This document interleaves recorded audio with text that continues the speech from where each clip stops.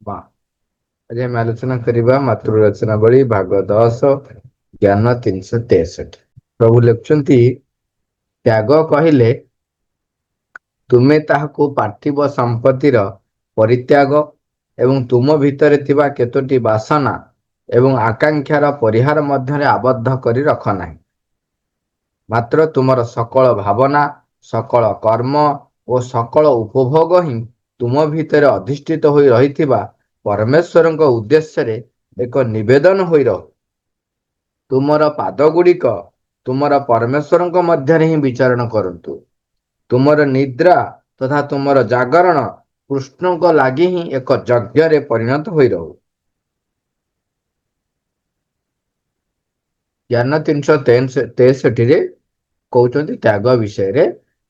ଆମେ ଗତକାଲି ଯୋଉ ଆଲୋଚନା ଆରମ୍ଭ କରିଥିଲେ, ପ୍ରଭୁଙ୍କର ଲେଖା ଯୋଉଟା ଥିଲା, ହେ ଭାରତର ଆତ୍ମା, ତୁମେ ଆଉ ଏହି କଳି ଯୁଗର ତମସାଚ୍ଛନ୍ନ ପଣ୍ଡିତ ମାନଙ୍କ ସହିତ ରନ୍ଧା ଘରେ ଏବଂ ଉପାସନା ଘର ଭିତରେ ଆପଣଙ୍କୁ ଲୁଚାଇ ରଖ ନାହିଁ।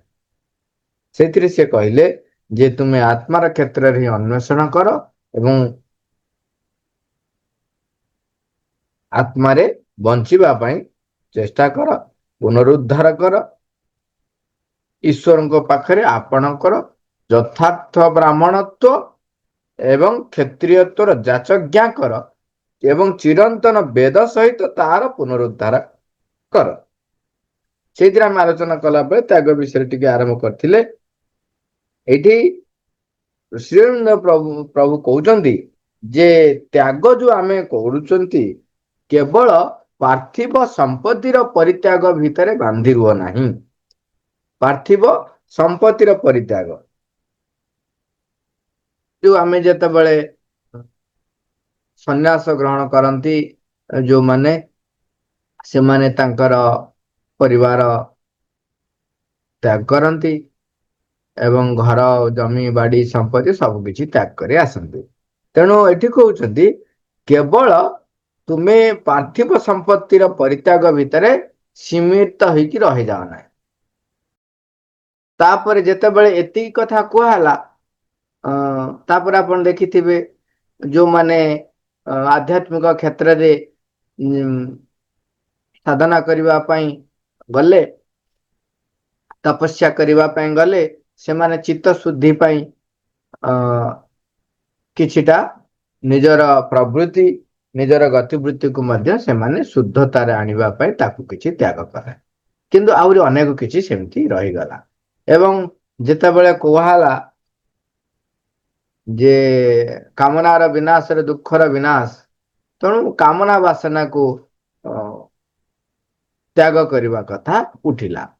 ଧୀରେ ଧୀରେ ଧୀରେ ଧୀରେ ପ୍ରକୃତରେ ତ୍ୟାଗ କହିଲେ ଆମେ ଏତିକି ବାଟ ଆସି ପହଞ୍ଚିଛନ୍ତି ଯେ ଘର ସଂସାର ତ୍ୟାଗ କରିବା, ପରିବାରର ସମ୍ପତ୍ତି ତ୍ୟାଗ କରିବା ଏବଂ ତା ଭିତରେ ଆମ ଭିତରେ ଥିବା ବାସନା ଏବଂ ଆକାଂକ୍ଷାର, ଏଇଟା ମୋର ଯୋଉ ପାଇବାର ଆଶା, ଯୋଉଟା କାମନା ବାସନା କୁହାଯାଏ, ସେଗୁଡିକୁ ପରିତ୍ୟାଗ କରିବା ପାଇଁ କୁହାଯାଏ। କିନ୍ତୁ ଏଠି ଶ୍ରୀଅରବିନ୍ଦ କହୁଛନ୍ତି ସେତିକି ବି ପର୍ଯ୍ୟାପ୍ତ ନୁହେଁ।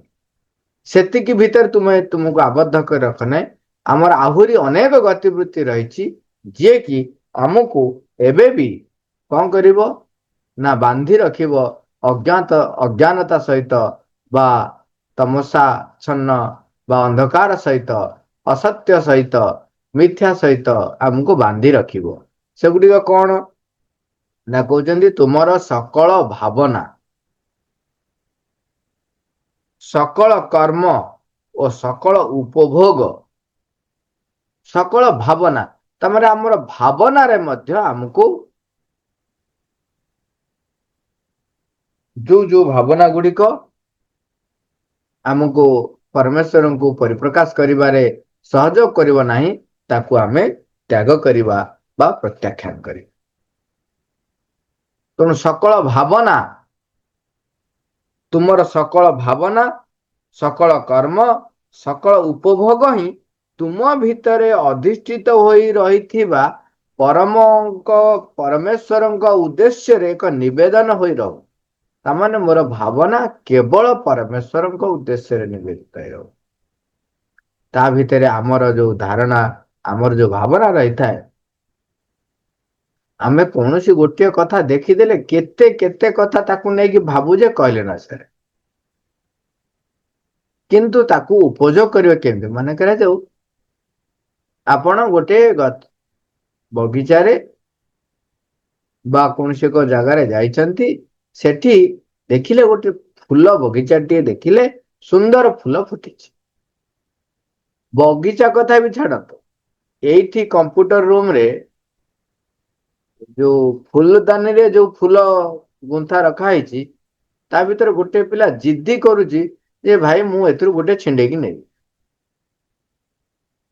ମାନେ କବଳିତ କରିନବା, ସେ ସୌନ୍ଦର୍ଯ୍ୟ ଯୋଉଟା ରହିଛି ସେ ସୌନ୍ଦର୍ଯ୍ୟକୁ ସେଇଭଳି ଭାବରେ ପରିସ୍ଫୁଟନ କରିବାକୁ ଦେଇ ସେଥିରୁ ଯୋଉ ଆନନ୍ଦକୁ ଗ୍ରହଣ କରିବାକୁ ମଧ୍ୟ ଆମେ ସମର୍ଥ ନୁହଁ, ତାକୁ ଆମେ କବଳିତ କରିନବା, ମାନେ ମୋର ହେଇ ରହିଯାଉ, ସଂକୀର୍ଣ୍ଣତା ଭିତରକୁ ଆମେ କେତେ ପଶି ଯାଉଛୁ। ଏବଂ ଆମର ଯୋଉ ଗତିବୃତ୍ତି, ଯୋଉ ପ୍ରବୃତ୍ତି, ଯୋଉ ସ୍ପନ୍ଦନ ମୋ ଭିତରେ ରହିଛି, ତାହା ଯେ କେତେ ସୀମିତ ହେଇ ରହିଛି, ସେଇଟାକୁ ଆମକୁ ସଚେତନ ହେବାକୁ ପଡିବ। ତାକୁ ଭଗବତ ଉଦ୍ଦେଶ୍ୟରେ ଭଗବତ ଉଦ୍ଦେଶ୍ୟରେ ତାକୁ ବ୍ୟବହାର କରିବାକୁ ପଡିବ। ଯେତେବେଳେ ଭଗବାନଙ୍କ ଉଦ୍ଦେଶ୍ୟରେ ବ୍ୟବହାର କରିବେ, ସେତେବେଳେ ମୋର ମନେ ପଡେ, କହିବି, ଯେତେବେଳେ ପଦ୍ମକୁଣ୍ଡରେ ପଦ୍ମଟି ଫୁଟିଥିଲା, ପ୍ରଥମ ପଦ୍ମ ବୋଲି ତାକୁ ସମାଧିରେ ଅର୍ପଣ କରିବା ପାଇଁ ବୋଲି ତାକୁ ମୁଁ ପାଷାଣ୍ଡ ଛିଣ୍ଡେଇ ଦେଇଛି। ଆଉ ମୁଁ ଦେଖିଲି, ଭାରି ବ୍ୟସ୍ତ ହୋଇ ପଡିଲେ। କହିଲେ ତମେ ଠିକ କଲନି, ତମେ ଠିକ କଲ। ଯୋଉ ଫୁଲଟି ସେଠି ଫୁଟିଥିଲା, ସେଇଠି ଥାଇକି ତୁମେ ଅର୍ପଣ କରିପାରିବନି? ତମେ ପ୍ରଭୁଙ୍କୁ ଅର୍ପଣ କରିବା ପାଇଁ ତମେ ଫୁଲଟାକୁ ଛିଣ୍ଡେଇ ଦେଲ ସମାଧିରେ ଦବା ପାଇଁ, ଆଉ କେବେ ଛିଣ୍ଡେଇବନି। କିନ୍ତୁ ଅନେକ ଥର ବାରମ୍ବାର କହିଲେ ତୁମେ ଠିକ କଲନି। ତେଣୁ ଆମେ କେତେ ସଚେତନ ହବା ଦରକାର ଯେ ଆମେ ଯୋଉ ଫୁଲଟି ଫୁଟିଛି, ଆମେ ସାଧାରଣତଃ ଆମ ବାଡି ବଗିଚାରେ ଯେତେବେଳେ କିଛି ନୂତନ କିଛି ହୁଏ, ତାକୁ ଆମେ କଣ କରନ୍ତି? ଭଗବାନ ପାଖରେ ଅର୍ପଣ କରନ୍ତି। ଭଲ ଅଭ୍ୟାସ। କିନ୍ତୁ ଯେତେବେଳେ ଫଳଟି ଯେତେବେଳେ ପରିପକ୍ୱ ହଉଛି, ସେଟା ଗଛରୁ ତମେ ତୋଳିବାକୁ ପଡିବ। ସେତେବେଳେ ଫଳ ମଧ୍ୟ କହେ, ପରିବା ମଧ୍ୟ କହେ ଯେ ମତେ ତୋଳି ଦିଅ ବୋଲି। ଯୋଉମାନେ ତାଙ୍କ ସହିତ ସେଇଭଳି ସମ୍ପର୍କ ରଖିଥିବେ, ସେମାନେ ଜାଣିପାରନ୍ତି। ମା ଯେତେବେଳେ ବଗିଚା ଭିତର ଦେଇକି ଯାଆନ୍ତି, ପରିବା ଗଛ ଯୋଉ ଲାଗିଥାଏ, ପନିପରିବା ବଗିଚା ଭିତରକୁ ହଉ ଗଛ ପାଖକୁ ଯାଆନ୍ତି, ସେତେବେଳେ ଯୋଉ ଯୋଉ ଫଳ ଗୁଡିକ ପରିପକ୍ୱ ହେଇଯାଇଥାନ୍ତି, ସେମାନେ ମାନେ ଡାକନ୍ତି ଯେ ମତେ ତମେ ଛାଡି ଦେଇ ଗଲ, ମତେ ନିଅ, ମତେ ନିଅ। ଦେଖନ୍ତୁ, ଆମେ ଏଇଟାକୁ ମାଙ୍କର ଏଇ ଘଟଣା ଘଟିଥିଲା ବୋଲି ଜାଣି ଆମେ ରୋଲ କରିବାନି ଆଉ। ଏ ସବୁ ଅଭିନୟ କରିବା ଆମର ଏକ ନିମ୍ନ ପ୍ରବୃତ୍ତିର ଗୁଣ। ସିଏ କଣ କରେ, ଅନ୍ୟମାନଙ୍କ ଆଗରେ ଦେଖେଇ ହବା ପାଇଁ, ଦେଖ ମୁଁ ତ ଉଚ୍ଚତର ଚେତନା ରହୁଛି ବୋଲି ସେମାନେ କଣ କରନ୍ତି, କହି ହୁଅନ୍ତି। ଜାଣିଛ ମତେ ନ ମୁଁ ଗଲାବେଳେ ମତେ ଇଏ ଡାକିଲା, ସିଏ ଡାକିଲା, ମାନେ ସେଇ ଯୋଉ ପରିବା ବା ଇଏ ଡାକିଲା। ଯୋଉମାନେ ମା କହୁଛନ୍ତି, ଯୋଉମାନେ ଉଚ୍ଚତର ସାମର୍ଥ୍ୟ କିଛି ଉପଲବ୍ଧି କରନ୍ତି, ସେମାନେ ଏପରି ପରିପ୍ରକାଶ କରିବା ଅନୁଚିତ। ଏମିତି ପରିପ୍ରକାଶ କରିବା ଫଳରେ କଣ ହୁଏ, ନିଜର ଅହଂଟି ସାମ୍ନାକୁ ଆସେ। ଯୋଉ ଅନୁଭୂତିଟି ଆସିଥାଏ, ଆଉ ସେ ଅନୁଭୂତି ପୁନର୍ବାର ଆସେ ନାହିଁ। ତେଣୁ ତାପରେ ସିଏ ଯାହା କହୁଥିବ ସବୁ ମିଛ କହୁଥିବ, ଅଭିନୟ କରୁଥିବ, ସତରେ ହେଇନଥିବ, ଖାଲି ସେ କହୁଥିବ। ତେଣୁ ଆମକୁ ସଚେତନ ରହିବାକୁ ପଡିବ, ଯେପରି ମୁଁ ଏଇ ଯୋଉ ସୂକ୍ଷ୍ମ ଅନୁଭୂତି ଯୋଉଟା ଆସିଛି, ତାକୁ ଏମିତି ଅହଙ୍କାର ବଢେଇବା ପାଇଁ ବାହାରେ କହିବା ଆବଶ୍ୟକ ନାହିଁ। କହିବେ ନାହିଁ, ମା ତ ମନା କରୁଛନ୍ତି, କହିବେ ନାହିଁ। ଉଚ୍ଚତର ଚେତନାରେ ଯୋଉମାନେ ରୁହନ୍ତି, ସେମାନେ ହଁ। ଦେଖେଇ ହେବେନି କେମିତି। ହୁଁ ହୁଁ। କଣ ହୁଏ ଦେଖ, ଯୋଉମାନେ ଉଚ୍ଚତର ଚେତନାରେ ରହନ୍ତି, ସେମାନେ ବସ୍ତୁ ସହିତ ଏକାତ୍ମ ହବା ତାଙ୍କର ଏକ ସ୍ୱାଭାବିକ ପ୍ରକ୍ରିୟା। ସେମାନେ ଆମେ ମନୁଷ୍ୟ ମାନଙ୍କ ସହିତ ଯେପରି ଭାବର ଆଦାନ ପ୍ରଦାନ କରୁଛେ, ମନୁଷ୍ୟ ମାନଙ୍କ ଭିତରେ ବି ବ୍ୟକ୍ତି ଅଛନ୍ତି ଯୋଉମାନେ ଭାବର ଆଦାନ ପ୍ରଦାନ କରିବା ପାଇଁ ଶବ୍ଦର ଆବଶ୍ୟକ କରନ୍ତି ନାହିଁ।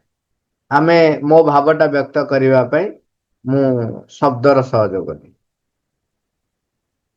ମନୁଷ୍ୟମାନେ ବି ଯୋଉମାନେ ସାଧୁମାନେ ଅଛନ୍ତି ସବୁ, ସେମାନେ ପରସ୍ପର ପାଖରେ ବସିବେ, ତାଙ୍କର ଭାବର ଆଦାନ ପ୍ରଦାନ କଣ ସବୁ ସାଧନା ଫାଧନା କଥା ସବୁ ସବୁ ମୌନରେ ହେଇଯାନ୍ତି। ସେମିତି ଯୋଉମାନେ ଉଚ୍ଚତର ଚେତନାରେ ରହି ଏଇ ବସ୍ତୁ ମାନଙ୍କ ସହିତ ଏକାତ୍ମ ହୁଅନ୍ତି, ସେମାନେ ବସ୍ତୁ ତାଙ୍କୁ କଥା କହେ। ଏଠି ଆମେ ଯୋଉ ଏକ୍ସାମ୍ପଲ କଥା ହଉଥିଲେ, ଯେ ମା ଯେତେବେଳେ ପନିପରିବା ଗଛ ଭିତରେ ଯାଆନ୍ତି, ଯୋଉଠି ହେଇଥାଏ, ସେଠି ଫଳ ଗୁଡିକ, ଫୁଲ ଗୁଡିକ ତାଙ୍କୁ କୁହନ୍ତି ଯେ ଆମକୁ ତୋଳ ବୋଲି। ଏଇଠି ଆମେ ଯୋଉଟା ସଚେତନ ହବା ସେ ବିଷୟରେ ପଢିଲେ ବା ଶୁଣିଲେ ବା ଜାଣିଲେ ଯେ ମାଙ୍କର ଏମିତି ଅନୁଭୂତି ହଉଥିଲା, ମାଙ୍କର ଏମିତି ଥିଲା ତାଙ୍କର ସାମର୍ଥ୍ୟ।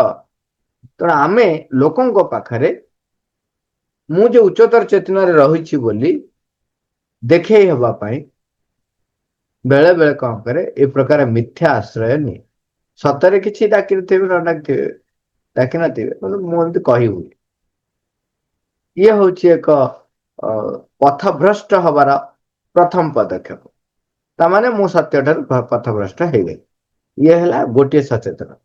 ଦ୍ଵିତୀୟ ସଚେତନତା ମୁଁ ଯୋଉଟା କହିଲି, ଆମେ ଯୋଉଟା କଥା ହଉଛନ୍ତି, ମା କହୁଛନ୍ତି ତୁମର କୌଣସି ସୂକ୍ଷ୍ମ ଅନୁଭୂତି ଯଦି ଆସିଲା ବା ହେଲା, ତେବେ ତୁମେ କାହା ଆଗରେ ପ୍ରକାଶ କର ନାହିଁ। ଏଇ ଯୋଉ ଆମେ ଯେତେବେଳେ ଯାହା ଆଗରେ ପ୍ରକାଶ କରନ୍ତି, କଣ ପାଇଁ ପ୍ରକାଶ କରନ୍ତି? ସାଧାରଣତଃ ଆମର ଦେଖ, ମୋର ଏଇ ପ୍ରକାରର ଅନୁଭୂତି ଆସୁଛି, ତମର ସବୁ ଆସୁଛି, ଏଇ ପ୍ରକାରର ଏକ ଆତ୍ମ ବଡିମା ଆମ ଭିତରେ ପ୍ରସ୍ତୁତ ହୁଏ, ତିଆରି ହୁଏ, ଆମେ ସେଇଥିପାଇଁ ପ୍ରକାଶ କରୁ।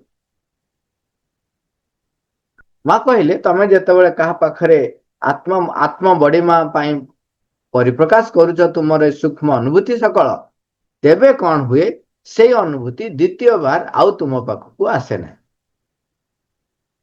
ତେଣୁ ଇଏ ହେଲା ଆମ ପାଇଁ ସଚେତନତା। କିନ୍ତୁ ଏଠି ଆଉ ଗୋଟେ କଥା ବି ପ୍ରଶ୍ନ ଉଠିପାରେ, ସେଟା ହଉଛି ଯେତେବେଳେ ଆମେ ସାଧନାର ପ୍ରଥମ ସ୍ତରରେ, କିମ୍ବା ମୁଁ ଯେତେବେଳେ ଆମେ ଯେତେବେଳେ ଭଗବାନଙ୍କୁ, ପରମଙ୍କୁ, ମାଙ୍କୁ ଆମେ ଯେତେବେଳେ ଆହ୍ୱାନ କରୁଛନ୍ତି, ସେତେବେଳେ କିଛି କିଛି କଣ ଗୋଟେ ଘଟଣା ଘଟେ, ଯୋଉ ଅନୁଭୂତି ହଉ ବା ଯୋଉ ସ୍ପନ୍ଦନ ମୋ ଭିତରେ ଆସେ, ବେଳେ ବେଳେ ମୁଁ ତା ଭିତରେ ଟିକେ ସନ୍ଦିହାନ ଥାଏ ଯେ ଏଇଟା ସତରେ ଏଇଆ ତ ନା କଣ। ସେତେବେଳେ କଣ କରାଯାଏ, ସେ କ୍ଷେତ୍ରରେ ବ୍ୟକ୍ତି ମାନେ ତାଙ୍କୁ ଯିଏ ଗାଇଡ କରିପାରିବେ, ଏବଂ ଯୋଉ ବ୍ୟକ୍ତିଙ୍କ ଭିତରେ ତମେ ଏଇଥିପାଇଁ କହୁନାହ ଯେ ତୁମେ ତାଙ୍କ ଠାରୁ ପ୍ରଶଂସା ପାଇବା ପାଇଁ,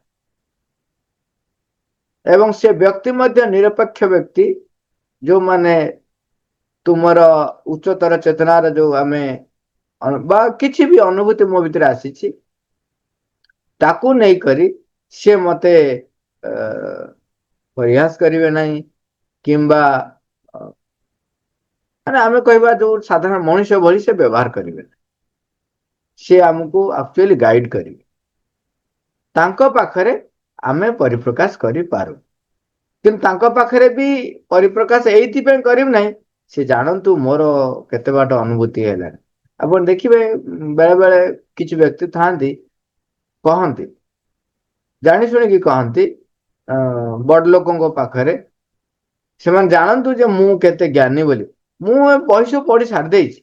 ହଁ, ମାଙ୍କ ଭଳି ମୁଁ ସବୁ ସରିଯାଇଛି, ସେଇଟା ମୋର ସରିଯାଇଛି, ଏଇଟା ମୋର ସରିଯାଇଛି, ମୁଁ ସବୁ ବହି ପଢି ସାରି ଦେଇଛି, ମୋର ନା ଏଇ ଅନୁଭୂତି ହେଇସାରିଛି। ଏଇ ପ୍ରକାରର ଆମେ ଯୋଉ କହିବା, ଇଏ ସବୁ କଣ କରେ, ଆମର ଯୋଉ ସତ୍ୟ ଅନୁଭୂତି, ପରମଙ୍କର ଯୋଉ ଉଚ୍ଚତର ଶକ୍ତିର ଯୋଉ ଗୁଣ, ଯୋଉ ଶକ୍ତି, ଯୋଉ ସାମର୍ଥ୍ୟ ମୋ ଭିତରେ ଅବତରଣ କରି ପ୍ରତିଷ୍ଠିତ ହେଇଥାନ୍ତା, ସିଏ ଆଉ ଆସିବ ନାହିଁ ଯଦି ମୁଁ ତାକୁ ନେଇକି ଆତ୍ମ ବଡିମା ବା ଅହଙ୍କାର କୁ ସନ୍ତୁଷ୍ଟ କରିବା ପାଇଁ ନିଜକୁ ଦେଖେଇ ହବା ପାଇଁ ଯେତେବେଳେ ମୁଁ ତାକୁ ପରିପ୍ରକାଶ କରେ ତେବେ ସେଇ ଅନୁଭୂତି ଆଉ ଆସେ ନାହିଁ। ତେଣୁ ଆମେ ସେଥିପାଇଁ ସଚେତନ ରହେ। ତାପରେ କହୁଛନ୍ତି ତୁମର ପାଦ ଗୁଡିକ ତୁମର ପରମେଶ୍ୱରଙ୍କର ମଧ୍ୟରେ ହିଁ ବିଚରଣ କରନ୍ତୁ।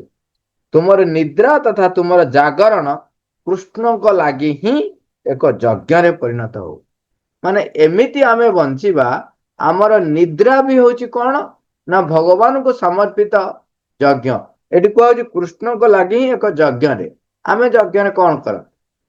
ନିଆଁ ଭିତରକୁ ବା ଅଗ୍ନି ଭିତରକୁ ଆମେ ସମିଧ ଏବଂ ଯୋଉ ଘୃତ ଇତ୍ୟାଦି ସବୁ ଭିନ୍ନ ଭିନ୍ନ ଔଷଧି ମଧ୍ୟ କଣ କରାଯାଏ? ସମର୍ପଣ କରାଯାଏ। ନିଜକୁ ପୂର୍ଣ୍ଣ ରୂପେ ଅଗ୍ନି ଭିତରକୁ ଝାସ ଦେଇ ଦିଅନ୍ତି। ନିଜର ଅସ୍ତିତ୍ଵ ରହେ ନାହିଁ। ଆପଣ ଯୋଉ ଜିନିଷଟାକୁ ନିଆଁ ଭିତରେ ପକେଇବେ ତାର ଅସ୍ତିତ୍ଵ ରହିବ। ଘିଅ ପକାନ୍ତୁ ବା ଅନ୍ୟ ଯେକୌଣସି କାଷ୍ଠ ପକାନ୍ତୁ, ଅନ୍ୟ କୌଣସି ଦ୍ରବ୍ୟ ପକାନ୍ତୁ, ସେ ତାର ଅସ୍ତିତ୍ଵ ରହିବ ନାହିଁ। ସେ ନିଜକୁ ପୂର୍ଣ୍ଣ ରୂପେ ସମର୍ପିତ କରିଦିଏ। ତେଣୁ ସେଇ ପ୍ରକାର ସମର୍ପିତ ମନୋଭାବ ରଖି ନିଦ୍ରା ଅବସ୍ଥାରେ, ଜାଗ୍ରତ ଅବସ୍ଥାରେ, ଉଭୟ ଅବସ୍ଥାରେ ଆମର ସମସ୍ତ କର୍ମ, ଭାବନା, ଅନୁଭବ ସକଳ, ଚିନ୍ତା ସକଳ, କର୍ମ ସକଳ, ଅନୁଭୂତି, ଉପଭୋଗ ସବୁ କିଛିକୁ କେବଳ ପରମଙ୍କ ଉଦ୍ଦେଶ୍ୟରେ ଯଜ୍ଞ ରୂପେ ମୁଁ ସବୁ କିଛି ସମର୍ପିତ ଯେପରି କରିଦିଏ। ଏଇଟା ହିଁ ଆମର ଜୀବନର ଧ୍ୟେୟ ହେଇକି ରହୁ। ଆମେ ଜାଗ୍ରତ ଅବସ୍ଥାରେ ଚେଷ୍ଟା କରିବା ବୁଝି ହଉଛି। ତାହେଲେ ଶୋଇବା ଅବସ୍ଥାରେ କେମିତି ହବ? ଏଠି କହୁଛନ୍ତି ନିଦ୍ରା ଅବସ୍ଥାରେ ବି କରିବା ପାଇଁ। ନିଦ୍ରା ଅବସ୍ଥାରେ କେମିତି ହବ? ନିଦ୍ରା ଅବସ୍ଥାରେ ହବାରେ ଭିନ୍ନ ଭିନ୍ନ ଉପାୟ ରହିଛି। ତା ଭିତରୁ ପ୍ରଥମ କଣ୍ଡିସନ ଆପଣ ମନେ ରଖନ୍ତୁ, ଯଦି ଜାଗ୍ରତ ଅବସ୍ଥାରେ ଆପଣ ସଚେତନ ରହି ନିଜକୁ ସମର୍ପିତ କରିବାକୁ ଅଭ୍ୟାସ ରଖି ନାହାନ୍ତି, ତେବେ ନିଦ୍ରିତ ଅବସ୍ଥାରେ ହବାର ସମ୍ଭାବନା ହିଁ ନାହିଁ। ତେଣୁ ଜାଗ୍ରତ ଅବସ୍ଥାରେ ଆମେ ପୂର୍ଣ୍ଣ ରୂପେ ସମର୍ପିତ ହେଇ କାର୍ଯ୍ୟକୁ, ଭାବନାକୁ, ଚିନ୍ତା ସକଳକୁ, ଅନୁଭବ ଅନୁଭୂତିକୁ ସବୁ କିଛିକୁ ତାଙ୍କ ପାଖରେ ସମର୍ପିତ କରିବାକୁ ପଡିବ ଜାଗ୍ରତ ଅବସ୍ଥାରେ।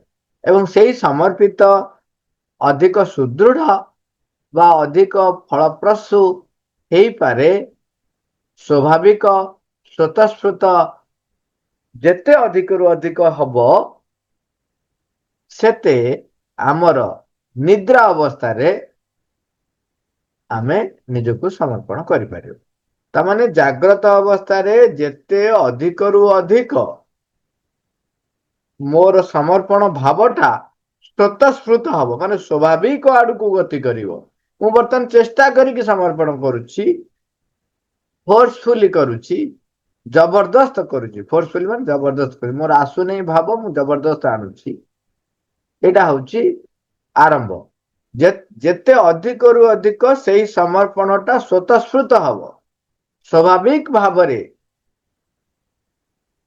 ଏଇ ଗଞ୍ଜିଟି ପିନ୍ଧିଛି, ମାଙ୍କର କେତେ କୃପା, ମତେ ବସ୍ତ୍ର ମିଳିଛି।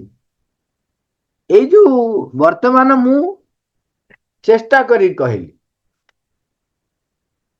ସେଇଟା ମୋ ଭିତରେ ସ୍ୱାଭାବିକ ଭାବରେ କୃତଜ୍ଞ ଭାବ ରହିବ ମାଙ୍କ ପାଖରେ। ଯେତେ ଅଧିକ ହବ, ନିଦ୍ରିତ ଅବସ୍ଥାରେ ଆମେ ସେତିକି ଅଧିକ ସମର୍ପିତ ହେଇପାରିବା। ଆଉ ସେଥିପାଇଁ ଜାଗ୍ରତ ଅବସ୍ଥାରେ ଆମକୁ ଏଇଟାକୁ ଅଧିକ ନିରନ୍ତର, ଅପ୍ରତିହତ କରିବା ପାଇଁ ନାମ ଜପ ବହୁତ ବଡ ସାହାଯ୍ୟ କରେ ବା ବହୁତ ବଡ ରୋଲ କରେ। ନାମ ଜପ, ମାଙ୍କ ନାମ ଜପ ଯେତେ କରିବେ, ସେଇଥିପାଇଁ ନାମ ଜପ କରିବା ପାଇଁ ଉପାୟ ଯାନ୍ତ୍ରିକ ଉପାୟରେ କରନ୍ତୁ କିମ୍ବା ମନ ଭିତରେ କରନ୍ତୁ। କିନ୍ତୁ ପ୍ରଥମ ଅବସ୍ଥାରେ ଶବ୍ଦରେ, ଯାନ୍ତ୍ରିକ ଉପାୟରେ, ବଡ ପାଟିରେ ଉଚ୍ଚାରଣ କରି ମା ମା ମା ମା ମା ମା ମା ମା ମା ମା ଆମକୁ ଜପ କରିବାକୁ ପଡିବ। ଆମେ ବେଳେ ବେଳେ ଆମର ଗୋଟେ ଅଭ୍ୟାସ ଅଛି, ମନ୍ତ୍ର 3 ଥର ଉଚ୍ଚାରଣ କରିବା, ଶ୍ଲୋକ 3 ଥର ଉଚ୍ଚାରଣ କରିବା, ଆମର ସେତିକି ଥର ପରେ ଆମେ ପ୍ରାୟତଃ ଆପେ ଆପେ ବନ୍ଦ ହେଇଯାଉଛି, କାରଣ ଅଭ୍ୟାସ ହେଇଗଲାଣି। ମନ୍ତ୍ର ଗୋଟେ ହେଲେ 3 ଥର, ଶ୍ଲୋକ ହେଲେ ଓମ୍, ଯେମିତି ଆମେ ଶେଷକୁ ଓମ୍ ଶାନ୍ତି ଶାନ୍ତି ଶାନ୍ତି 3 ଥର, ଗୋଟେ ସ୍ୱାଭାବିକ ଅଭ୍ୟାସ ହେଇଗଲାଣି। ସେଇଭଳି ଭାବରେ ଆମ ଭିତରେ ସମର୍ପଣ କରିବାଟା ଏକ ଅଭ୍ୟାସରେ ପରିଣତ ହେଇଯିବ, ସ୍ୱତଃସ୍ଫୂର୍ତ୍ତ ହେଇଯିବା ଦରକାର। ସେମିତି ନାମ ଜପ ଆମର ଏବେ ଆପଣ ଯେତେ ପ୍ରୟାସ କରୁଛନ୍ତି, ଆପଣ ଦେଖିବେ ପ୍ରାୟତଃ 3 ଥର ପରେ ନାମ ଜପ ବନ୍ଦ ହେଇଯାଉଛି। କାହିଁକିନା ସେ ଯୋଉ ଫିଜିକାଲ ହାବିଟ ଅଭ୍ୟାସ ଅଛି ତ, ନାଇଁ କଣ୍ଟିନ୍ୟୁଅସଲି ଆପଣ ଦେଖିଦେବେ ଥରେ ଯେ 1 ମିନିଟରେ ଆପଣ କେତେ ଥର ଜପ କରୁଛନ୍ତି। ଆମେ ଯୋଉ ପ୍ରଶ୍ୱାସ ନେଇ ଯାଇକି ଜୋରରେ ନା ମା ମା ମା ମା ମା ମା ମା ମା ମା ମା ମା ଯୋଉ ଜପ କରୁଛନ୍ତି, 1 ମିନିଟରେ ଆମର କେତେ ଥର ଜପ ହଉଛି। ମନେ କରାଯାଉ 1 ମିନିଟରେ ଯଦି 2 ଥର ହେଲା, ତେବେ 5 ମିନିଟ ମିନିମମ୍ ଆରମ୍ଭରେ ପ୍ରତ୍ୟେକ ଦିନ ଯେତେବେଳେ ଆପଣ ଆରମ୍ଭ କରୁଛନ୍ତି 5 ମିନିଟ ଜପ କରିବେ, ସରବ୍ୟ ପାଟିରେ ଉଚ୍ଚାରଣ କରି। ମିନିଟିକରେ ଯଦି ଆପଣ ଯଦି 30 ସେକେଣ୍ଡ ଲାଗୁଛି କି 20 ସେକେଣ୍ଡ ଲାଗୁଛି ଗୋଟିଏ ଥରରେ ପ୍ରଶ୍ୱାସରେ ମା ମା ଜପ କରିବା, ଯଦି ଆପଣ ଦେଖିଲେ କେତେ ନା 10 ଥର ଲାଗୁଛି, ମାନେ 10 ସେକେଣ୍ଡ ଲାଗୁଛି, ତାହେଲେ ମୋର 1 ମିନିଟ କେତେ ଥର ହେଲା? 6 ଥର। ମାନେ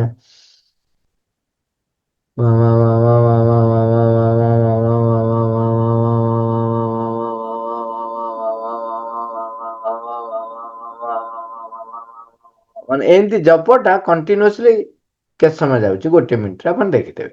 ତାହେଲେ 5 ମିନିଟ ପାଇଁ ଯେତିକି ସମୟ ଦରକାର, ଯେତିକି ଥର ହବ ସେତିକି ଥର ମନ ପକେଇ କରିବେ।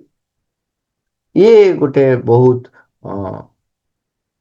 ମାନେ ସୁନ୍ଦର ଅଭ୍ୟାସ, ଯାହାକୁ ଯିଏ କଣ କରେ ଆମକୁ ଆମର ଏଇ ଶରୀର ସ୍ତରରେ ପ୍ରସ୍ତୁତି କରେ।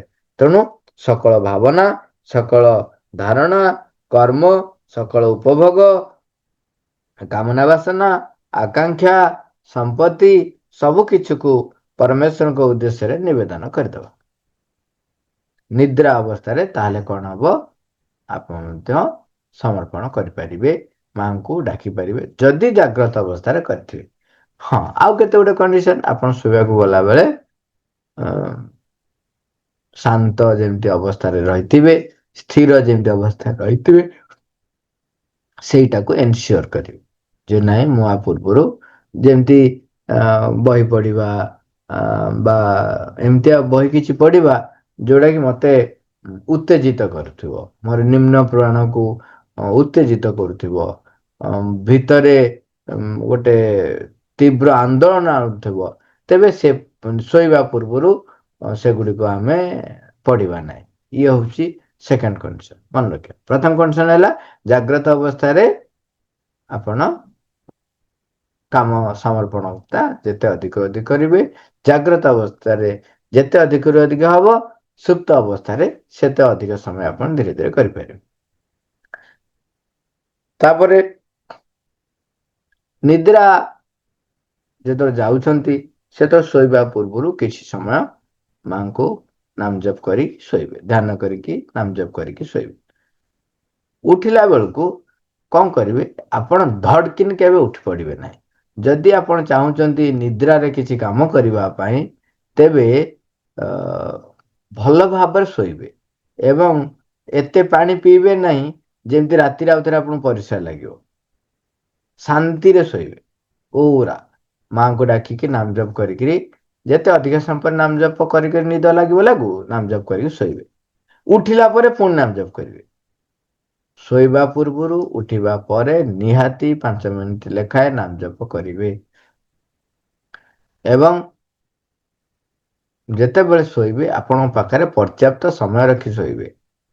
ଯଦି ନିଦ୍ରାରେ କାମ କରିବାକୁ ଚାହୁଁଛନ୍ତି, ଆଲାରାମ ଦେବେନି ଉଠିବା ପାଇଁ, କିମ୍ବା ନା ନା ମୁଁ ଯେମିତି ହେଲେ 4ଟାରେ ଉଠିକି ମୋର ଏ କାମ କରିବି, ସେମିତି ମାନେ ଫୋର୍ସଫୁଲି ନିଜକୁ କିଛି ପ୍ରି କନସିପ୍ଟ ପୂର୍ବ କଳ୍ପିତ ଧାରଣାକୁ ଦେଇକି ତାକୁ ଶୁଆଇ ଦେବେ। ପୁରା ଶାନ୍ତ ଭାବରେ, ସ୍ୱାଭାବିକ ଭାବରେ ତାକୁ ଛାଡିଦବ ଶୋଇବା ପାଇଁ ଶରୀରକୁ, ମାଙ୍କୁ ଆବାହନ କରିବ। ତେଣୁ ସେ ଶୋଇବା ପୂର୍ବରୁ ନିହାତି ଜପ କରିବ, ବଡ ପାଟିରେ ସରବ୍ୟରେ 3 ମିନିଟ, ମିନିମମ୍ 3 ମିନିଟରୁ 5 ମିନିଟ। ସେମିତି ଉଠିଲା ପରେ ଭାଇ, ଧଡ଼କି, ହଁ ଯାହାର ଉଠିବାକୁ କହୁଛ ମାନେ ଟାର୍ଗେଟ ଦେଇକି ଶୋଇବନି ଯେ ଏତିକିରେ ଉଠିବି ଏତିକିରେ ମାନେ ଇଏ କରିବି। ଯାହାର ତ ଥିବ କାମ ଥିବ ଯୋର ଦେଖନ୍ତୁ ପ୍ରତିଦିନ ନାଇଁ ଯୋଉ ଏଠି କାମ ଏଠି ସବୁ ସେଇଥିପାଇଁ ସେ ତ ସେ ସେତି ଟାଇମ ରେ ଉଠିବାକୁ ହଁ ପଡିବ। ହଁ ହଁ ସେଥିରେ ଉଠିବ। ସେଥିପାଇଁ କହିଲି ଯଦି ତମେ ଯୋଉମାନେ ସାଧନା କରିବ ଏବଂ ନିଦରେ ସାଧନା କରିବାକୁ ଚାହୁଁଛ, ନିଦରେ ବି କାମ କରିବ। ତେଣୁ କମ୍ପ୍ଲିଟ ବଡିକୁ ଗୋଟେ କମ୍ପ୍ଲିଟ ରେଷ୍ଟ ନିହାତି ଦରକାର। ଏକ ସମୟରେ କମ୍ପ୍ଲିଟ ରେଷ୍ଟ ଦରକାର। ଯଦି ବଡି କମ୍ପ୍ଲିଟ ରେଷ୍ଟ ନ ନେଇଛି ତାହେଲେ ସିଏ ତ ବଡି ତ କ୍ଳାନ୍ତ ହେଇଥିବ ଆଉ ସେ କାମ କଣ କରିବ ନିଦ୍ରାରେ। ଏଇଟା ଅଭ୍ୟାସ କଲେ କଣ ହବ, ନାଇଁ ଏଇଟା ହଉଛି ସେଇଥିପାଇଁ ବାରମ୍ବାର କହୁଛି ନିଦ୍ରାରେ କରିବା ପୂର୍ବରୁ ଜାଗ୍ରତ ଅବସ୍ଥାରେ ଆଗ ସଚେତନ ରହି କାମ କରୁଥିବେ। ତାହେଲେ ଆପଣ ଆଉ ଟାର୍ଗେଟ ଦେଇକି ଶୋଇବାକୁ ପଡିବ ନାହିଁ। ବଡିକୁ ଟାର୍ଗେଟ ଦେଇକି ଶୋଇବାକୁ ପଡିବନି, କାହିଁକିନା ଆପଣଙ୍କର ନିର୍ଭରତା ଭଗବାନଙ୍କ ଉପରେ ଏତେ ଆସି ଯାଇଥିବ, ତାହେଲେ ଆପଣଙ୍କର ଉଚିତ ସମୟରେ କର୍ମ ଯୋଉଟା ସରିବା କଥା ସେଇଟା ଆପଣ ନିଶ୍ଚୟ ସରିବ। ଏଇଟା ହଉଛି ସମର୍ପିତ ଭାବ, ଯେତେ ଅଧିକରୁ ଅଧିକ ତୀବ୍ର ହବ ତେବେ କଣ ହବ, ଏଇଗୁଡାକ ତୃତୀୟ ଷ୍ଟେପ୍ ଗୁଡାକ ଆପେ ଆପେ ତା ସହିତ ଆସିବ। ତା ପୂର୍ବ ପର୍ଯ୍ୟନ୍ତ ଆମେ ଯେହେତୁ ସକାଳୁ ଉଠିଲେ ଆମେ ଏଇ କାମ କରିବା ସେ କାମ କରିବୁ, ଆମ ଭିତରେ ଗୋଟେ ଥାଏ। ମାଙ୍କୁ ଖାଲି କହିଦେବେ ଯେ ମା ସକାଳେ କାମ ଅଛି, ଆଲାରାମ ଦେବା ଦରକାର ନାହିଁ। ଆଲାରାମ କରିଦବା ଦରକାର ପଡିବନି। ଯେତିକି ସମୟ ନିଦ ହବା କଥା ସେତିକି ସମୟ ନିଦ ହବ, ତାପରେ ନିଦ ଭାଙ୍ଗିବ।